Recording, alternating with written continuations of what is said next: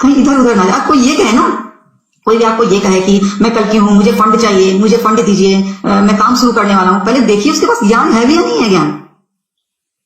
ये करिए, कोई भी आदमी आपको ये कहे कि मैं कल की हूं, मैं आश्रम बना रहा हूं, मैं काम स्टार्ट करना चाहता हूं, मुझे फंड दो, मुझे पैसा दो, तो रूपा जी कह रही है कि सबसे पहले ये देख लेना कि उसके पास ज्ञान है या नहीं है। तो भाई आप लोगों को बता दिया है, इस पूरी पृथ्वी पे, इस भारत देश की पवित्र भूमि पे सभी धर्मों के सभी धर्म ग्रंथों को खोल के एक एक श्लोक को अगर किसी ने पढ़ाया है, और जिन लोगों ने उनके अनुवाद करने में जो त्रुटियां कर दी, उन त्रुटियों को भी यदि किसी ने समझाया है व्याकरण सहित, तो वो केवल परम पूज्य सतगुरु रामपाल जी महाराज जी हैं, जिन्होंने ब्रह्मा विष्णु महेश की उत्पत्ति से लेकर उनके माता पिता की उत्पत्ति तक सब कुछ बता दिया कि किसकी क्या स्थिति है आध्यात्मिक जीवन में, आध्यात्मिक क्षेत्र में, कौन कितने स्तर का परमात्मा है, कौन कितने स्तर का भगवान है।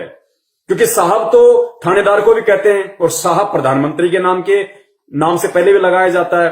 राष्ट्रपति साहब, प्रधानमंत्री साहब, थानेदार साहब, प्रधान साहब, सरपंच साहब, तो सारे साहब हैं, लेकिन उनकी पावर में कितना डिफरेंस है। एक होता है प्रधान साहब जो कुछ एक गांव के ऊपर होता है, एक होता है राष्ट्रपति साहब जो पूरे देश के ऊपर होता है। तो नाम दोनों के आगे साहब लगा दिया जाता है, लेकिन साहब की पावर में कितना अंतर है, रात दिन का। तो भगवान विष्णु भी है, भगवान श्री रामचंद्र जी भी हैं, भगवान श्री शंकर जी भी हैं, भगवान श्री ब्रह्मा जी भी हैं, भगवान इनके माता दुर्गा जी भी हैं, भगवान काल भी है, ज्योति निरंजन भी है, और भगवान कबीर साहिब जी को भी कहा जाता है। लेकिन इनकी पावर में कितना अंतर है, कौन कितने स्तर का साहब है, भगवान है। परम पूज्य सतगुरु रामपाल जी महाराज जी ने, जब आप उनके सत्संग सुनेंगे यूट्यूब पे, उनकी पुस्तकें पढ़ेंगे, जो उन्होंने ब्रह्मा विष्णु महेश जी के विषय में पूरा विस्तार से बता रखा है, तो उन्होंने कोई निंदा चुगली नहीं करी। उन्होंने एज इट इज प्रमाणित, जितनी उनकी पावर है, जितने स्तर के वो भगवान हैं, जितने स्तर का उनके पास में पावर है, वो उन्होंने बताया है कि ब्रह्मा विष्णु महेश जी पृथ्वी लोक, पाताल लोक और स्वर्ग लोक, तीनों लोकों में एक एक विभाग के मंत्री हैं। रजगुण के ब्रह्मा, सतगुण के विष्णु, तम गुण के शंकर जी। शंकर जी का काम अपनी माता दुर्गा और पिता काल भगवान के आदेश से केवल यही है, ब्रह्मा जी का, क्योंकि ब्रह्मा जी ये तीनों भाई हैं, तीनों एक ही मां से उत्पन्न हैं, दुर्गा जी से तीनों का जन्म हुआ है। ये तीनों आपस में जो है ये सगे भाई हैं। किसी ने नहीं बताया आज तक, संत रामपाल जी महाराज जी के अलावा किसी ने भी। तो जो ब्रह्मा जी हैं, जो सबसे बड़े इनके भाई हैं, उनका काम है जीवों की उत्पत्ति करना। आप और हमारे को रजोगुण के प्रभाव से, हम जो शारीरिक संबंध स्त्री पुरुष जो बनाते हैं, हमारी औकात नहीं है। ये ब्रह्मा जी का जो रजोगुण है, जो उसको रजोगुण का प्रधान बना रखा है, उसके प्रभाव से हम बच्चे उत्पन्न करते हैं। यानी यहां की जो सृष्टि है, इस सृष्टि की उत्पत्ति दुर्गा और काल ब्रह्मा जी से करवाते हैं। तो ब्रह्मा जी का काम है जीवों की उत्पत्ति करना। दूसरे विष्णु जी के पास में है सतोगुण। सतोगुण के प्रभाव से ये दुर्गा और काल विष्णु जी से ब्रह्मा जी ने जो उत्पन्न किए हैं, उनका लालन पालन करवाता है। पालकहार है ये, लालन पालन, प्यार, मोह, ममता, ये विष्णु जी का गुण है, सतोगुण। तीसरे हैं शंकर जी। शंकर जी का काम है संहार करना।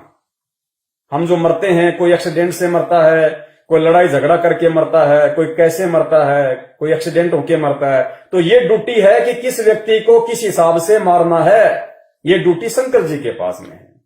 तो ये तीनों जो देवता हैं, वो एज ए मिनिस्टर काम करते हैं, एज ए मंत्री। और गृह मंत्री कौन है? इनकी माता दुर्गा। और प्रधानमंत्री समझ लीजिए काल भगवान है, इनका पिता ज्योति निरंजन, जो साइलेंट रह के, गुप्त रह के ये सारा काम इनसे करवाता है। तो ये भेद किसने खोला आज से पहले? लोगों की तो ब्रह्मा विष्णु महेश से ऊपर दृष्टि नहीं थी। कुछ एक जो बहुत बड़े अपने आप को ज्ञानी समझते थे, वो ब्रह्म तक जानते थे, लेकिन वो ब्रह्म के स्वरूप को नहीं जानते थे। निराकार निराकार, ज्योति दिखती है, प्रकाश दिखता है, कह के टॉपिक बंद। इससे ज्यादा कुछ नहीं पता उनको। तो वो क्यों साइलेंट है? वो भी आप और हमारी तरह मानव शरीरधारी है। वो साइलेंट क्यों है, चुप क्यों है? उसको शर्म क्यों आ रही है दुर्गा के पति को सबके सामने आने में? वो अपने बेटा बेटी को भी दर्शन नहीं देता। वो ब्रह्मा विष्णु महेश को भी उसने कभी दर्शन नहीं दिए। उसने सौगंध खा रखी है। क्यों खा रखी है? उसको एक शराप लगा हुआ है। शराप किसने दिया? परमपिता परमेश्वर कबीर साहिब जी ने। क्यों दिया? क्या गलती करी उसने? उसने दुर्गा के साथ में, जब वो सतलोक में था, यहां की कोई सृष्टि नहीं थी, सब वहीं रहा करते थे, उस समय उसने दुर्गा जी के साथ में बलात्कार करने की कोशिश की।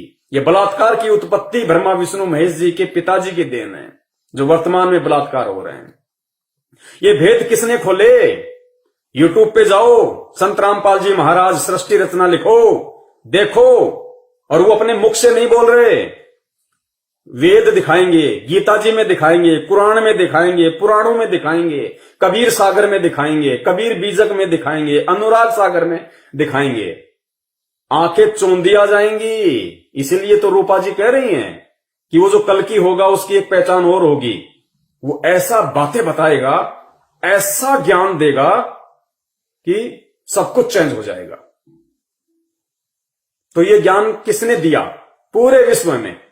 केवल परम पूज्य सतगुरु रामपाल जी महाराज जी ने। आगे चलिए, देखिए उसके पास ज्ञान है भी या नहीं है। ज्ञान किस तरह का ज्ञान है, क्या साबित कर रहा है वो? पहले चेक कीजिए, उसके बाद किसी के पास जाइए। ऐसे बेवकूफ मत बनिए आप लोग। आप लोग हमारे भारत की जनता है, तो इसका मतलब ये थोड़ी आपको कोई भी बेवकूफ बना देगा, कोई भी आपसे फंड ले लेगा कल्कि के नाम से कि हाँ मैं कल्कि हूं, मुझे फंड चाहिए और मैं काम शुरू करने वाला हूं, मैं यहां जाने वाला हूं, मैं वहां जाने वाला हूं। ये सब कभी मत कीजिएगा आप लोग। पैसे लूटने का सिर्फ तरीका होता है, उस इंसान को जो भी ऐसा करता है उसे सब पता है कि आप लोग कल्कि के नाम से भागे चले आओगे कि हाँ इसे फंड दे दो, मैं ही। अब बताइए, आप ये बताइए कि जो इंसान ऐसा कर रहा है उसके पास कितना ज्ञान है, पहले एनालाइज कीजिए। पर ये भी देखिए क्या वो उत्तराखंड से है, उसके माथे पर वी का निशान है, उसके पास ज्ञान है, ऐसा ज्ञान जो तीनों चीजें उन्होंने एक साथ बता दी कि पहले चेक कर लीजिए उसके पास में ज्ञान है या नहीं है। तो आप जी को साबित कर दिया कि ज्ञान इस पूरे ब्रह्मांड में अगर किसी के पास है, केवल सतगुरु रामपाल जी महाराज जी के पास है। उसके माथे पर वी का निशान है या नहीं है? तो वी का निशान अगर किसी के मस्तक पे है, अर्धचंद्र का, आध्यात्मिक क्षेत्र में साधु संत महात्मा के, तो परम पूज्य सतगुरु रामपाल जी महाराज जी के है। तीसरी निशानी इन्होंने बताई, उत्तराखंड से है, वो उत्तराखंड से है या नहीं है। तो आपको उत्तराखंड का भी रहस्य साबित करके बता दिया कि उत्तराखंड का मतलब क्या होता है। भारत देश का उत्तरी खंड, उत्तरी हिस्सा, उत्तरी भाग। तो ये भी देखिए क्या वो उत्तराखंड से है, उसके माथे पर वी का निशान है, उसके पास ज्ञान है, ऐसा ज्ञान जो इतिहास बदल दे, हिम्मत रखता है इतिहास बदलने का।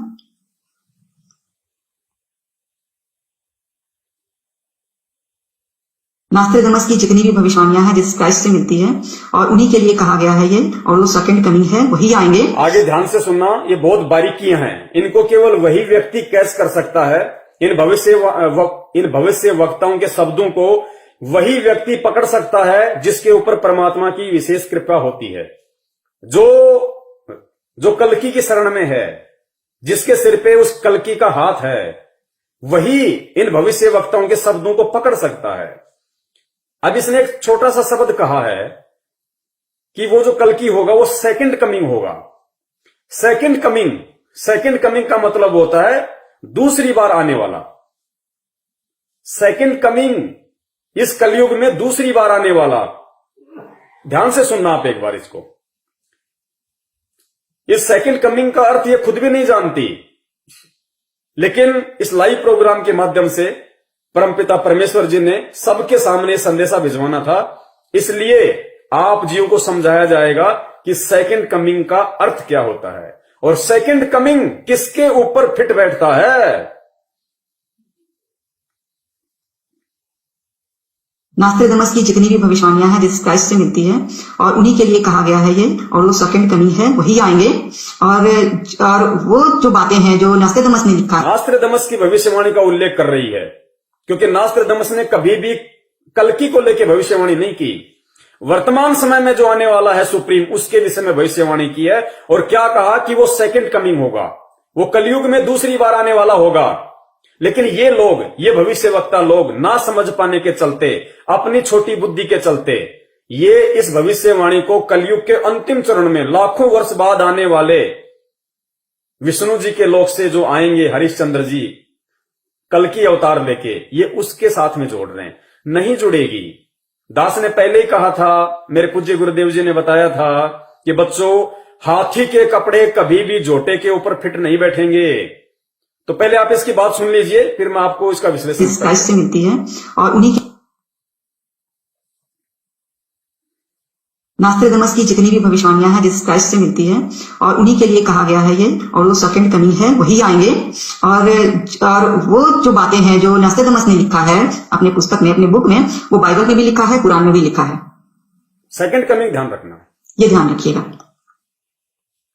तो सेकंड कमिंग का मतलब क्या होता है पुण्यात्माओं? सेकंड कमिंग का मतलब होता है, पहले आप ये शब्द समझ लीजिए, सेकंड का मतलब होता है दूसरा। सेकंड जैसे फर्स्ट, सेकंड का मतलब दूसरा, और कमिंग यानी आने वाला। कम यानी आना, कमिंग यानी जो आ रहा है, आने वाला। भविष्यवाणी किसकी है? नास्ट्रेडमस की। और नास्ट्रेडमस ने कभी भी कल्कि अवतार को लेकर भविष्यवाणी नहीं की, ना उन्होंने कभी उस नाम यूज किया अपनी किसी भी पुस्तक में या भविष्यवाणी में।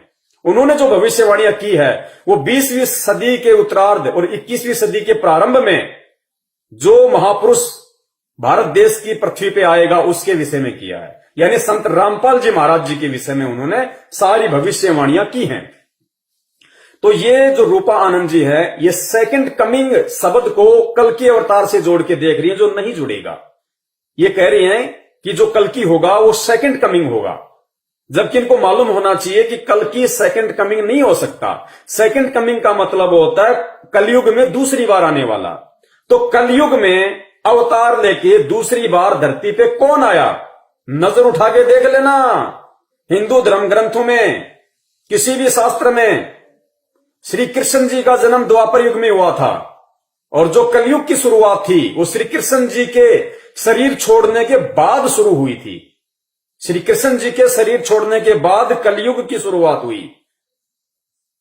और अब अगर विष्णु का कोई अवतार इस कलयुग में आएगा तो वो आगे लाखों वर्ष बाद में कौन होगा? कल्कि। तो कल्कि कलयुग में केवल फर्स्ट कमिंग है।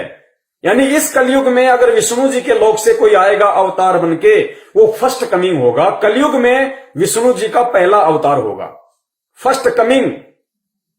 क्योंकि त्रेता में श्री रामचंद्र जी के रूप में आए, वो हो गया फर्स्ट कमिंग। द्वापर में आए श्री कृष्ण जी के रूप में, वो हो गया सेकंड कमिंग। और अब कलयुग में तीसरी बार आएगा, वो होगा थर्ड कमिंग। तो सेकंड कमिंग तो हो ही नहीं सकता। तो सेकंड कमिंग कौन है? परम पूज्य सतगुरु रामपाल जी महाराज। पुण्यात्माओं, किसी भी भविष्य वक्ता की हर भविष्यवाणी फिट बैठेगी परमपिता परमेश्वर सतगुरु रामपाल जी महाराज जी के ऊपर, क्योंकि जो होगा उसी के ऊपर फिट बैठेंगी। क्योंकि दास ने पहले भी कहा और साबित हो चुका है, हजारों वीडियो दास ने बना दिए हैं, सहसबूत प्रमाणित। सबको पता है कि 650 साल पहले जब कलयुग की प्रथम पीढ़ी में, 650 साल पहले, कलयुग तो 5000 साल से चल रहा है, हम तो 650 साल पहले की बात कर रहे हैं। सबको पता है कि वो कबीर परमात्मा लहर तारा तालाब पे आए थे शिशु रूप धारण करके, कमल के फूल पे। तो 650 साल पहले कबीर परमात्मा का कलयुग में फर्स्ट कमिंग था। कलयुग में उनका फर्स्ट कमिंग 650 साल पहले कबीर परमात्मा कलयुग में पहली बार अगर आए एक संत रूप में, वो लोगों के गुरु बने, ज्ञान दिया, सत्संग किए, तो कबीर परमात्मा कलयुग में फर्स्ट बार आए 650 साल पहले 1398 में। और उसके बाद में अब आए हैं 8 सितंबर 1951 में संत रामपाल जी महाराज जी का रूप बना के। तो इन भविष्यवाणियों के अनुसार, नास्ट्रेडमस की भविष्यवाणी के अनुसार, सेकंड कमिंग विष्णु जी नहीं हो सकते, ना है। ये आपके आंखों के सामने है, साबित कर दे कोई माई का लाल। सेकंड बार अगर इस कलयुग में कोई आया है तो कबीर परमेश्वर जी आए हैं। फर्स्ट बार आए, फर्स्ट कमिंग 1398 में, 650 साल पहले। सेकंड कमिंग 8 सितंबर 1951 में आए इस पृथ्वी पे, सेकंड कमिंग। जबकि श्री कृष्ण जी तो द्वापर में हुए थे, उसके बाद तो आज तक कोई विष्णु का अवतार आया नहीं। और जो आएगा वो कलयुग के एंड में आएगा, तो वो कौन हुआ? First coming. तो रूपा आनंद जी यहां पे सेकंड कमिंग किसको बोल रही हैं? तो पुण्यात्माओं, इन भविष्य वक्ताओं की बुद्धि ऑफ है। ये केवल सुनी सुनाई बातों को बोलते हैं। ये अपनी तरफ से ये लोग निष्कर्ष नहीं निकाल सकते, और अगर निष्कर्ष निकालने की कोशिश करेंगे ये केवल कचरा ही करेंगे। निष्कर्ष केवल वही निकाल सकता है जिसकी बुद्धि परमपिता परमेश्वर सतगुरु रामपाल जी महाराज जी ने ऑन कर रखी होगी। वही इन भविष्य वक्ताओं की शब्दों की जांच पड़ताल कर सकता है, वरना ये ऐसे लोग, इनसे बड़े बड़े लोग शर्माते हैं इनके सामने बोलने से। इनकी हर एक बात को मानते हो, चाहे उल्टी हो चाहे सीधी हो, क्योंकि उनको बेचारों को खुद नहीं पता। तो ये लोग उआबाई बक रहे हैं कि वो सेकंड कमिंग होगा। ये बोल तो सही रही है, लेकिन इसकी दृष्टि उस कबीर परमेश्वर के तो आसपास भी नहीं है। इसकी दृष्टि कल्कि के ऊपर है, जबकि कल्कि कलयुग में फर्स्ट कमिंग होगा और कबीर परमेश्वर कलयुग में सेकंड कमिंग होंगे, जिसके विषय में ये बोल रही है। एक बार दोबारा से सुन लीजिए, आप जी को दृढ़ता आएगी कि हमारे परम पूज्य परमात्मा कबीर साहब जी कलयुग में सेकंड कमिंग बनके दूसरी बार 8 सितंबर 1951 को संत रामपाल जी महाराज जी के रूप में हमारे गुरु बने हुए हैं। ये हमारा सौभाग्य है। हर भविष्यवाणी कबीर परमात्मा की दया से उन्हीं के ऊपर फिट बैठेगी, किसी दूसरे पे फिट बैठ ही नहीं सकती, क्योंकि एकमात्र कल की अवतार वर्तमान का वही है। एकमात्र सुप्रीम धार्मिक नेता वही है। जगत का तारणहार, जगत का मुक्तिदाता एकमात्र वही है और कोई नहीं है। सुनिए, नास्ट्रेडमस की जितनी भी भविष्यवाणियां हैं जीसस क्राइस्ट से मिलती है, और उन्हीं के लिए कहा गया है ये, और वो सेकंड कमिंग है, वही आएंगे। और वो जो बातें हैं जो नास्ट्रेडमस ने लिखा है अपने पुस्तक में, अपने बुक में, वो बाइबल में भी लिखा है, कुरान में भी लिखा है। ये ध्यान रखिएगा।